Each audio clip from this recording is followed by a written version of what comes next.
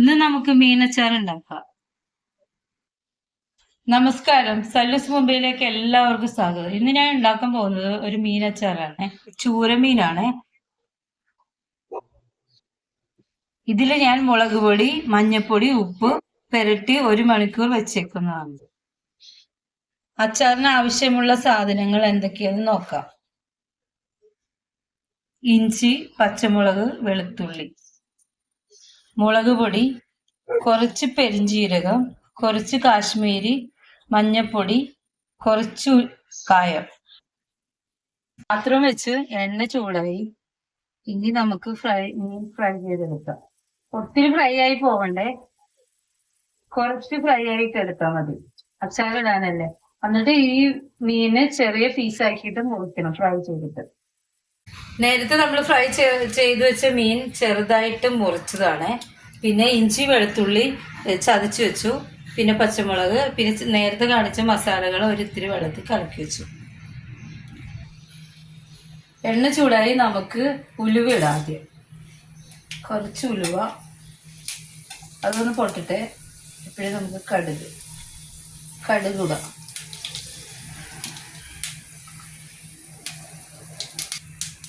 കടുക് പൊട്ടി. ഇനി നമുക്ക് ഇഞ്ചി, വെളുത്തുള്ളി, പച്ചമുളക്, കറിവേപ്പില ഇതെല്ലാം നല്ലോണം വഴറ്റിയെടുക്കാം. ഇത് മൂത്തിട്ടുണ്ടേ. നമുക്കിനി മസാലകൾ ചേർക്കാം. വെള്ളത്തിൽ ഇത്തിരി കുഴച്ച് വെച്ചതാണ്, അല്ലെങ്കിൽ വേഗം നമ്മൾ പൊടികൾ ഇടുമ്പോൾ അങ്ങോട്ട് കരിഞ്ഞു പോകും. അതിനു വേണ്ടിയാണ് ഇങ്ങനെ ചെയ്യുന്നത്. ഇത് മൂത്തിട്ടുണ്ടേ. ഇടയ്ക്ക് ഇളക്കി നമുക്ക് കൊടുക്കണേ, അല്ലെങ്കിൽ കരിഞ്ഞു പോവേ. ഇനി നമുക്ക് ഇതിൽ തിളപ്പിച്ച് വെള്ളം ഒഴിക്കാം. കുറച്ച്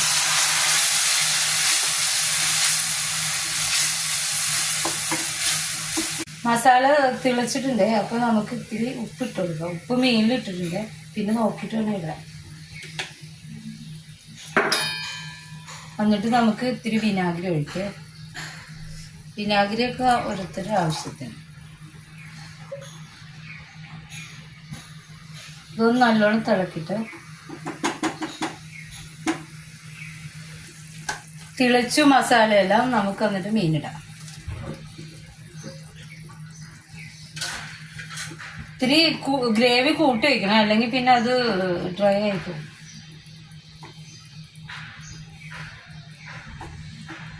എന്നിട്ട് ഒന്ന് തിളക്കിട്ടെ.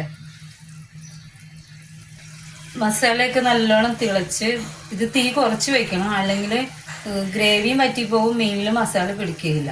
ഇതെല്ലാവരും ഒന്ന് ഉണ്ടാക്കി നോക്കണേ. ഇത് ആറിക്കഴിഞ്ഞിട്ട് ഒരു ജാറിൽ സൂക്ഷിക്കാം.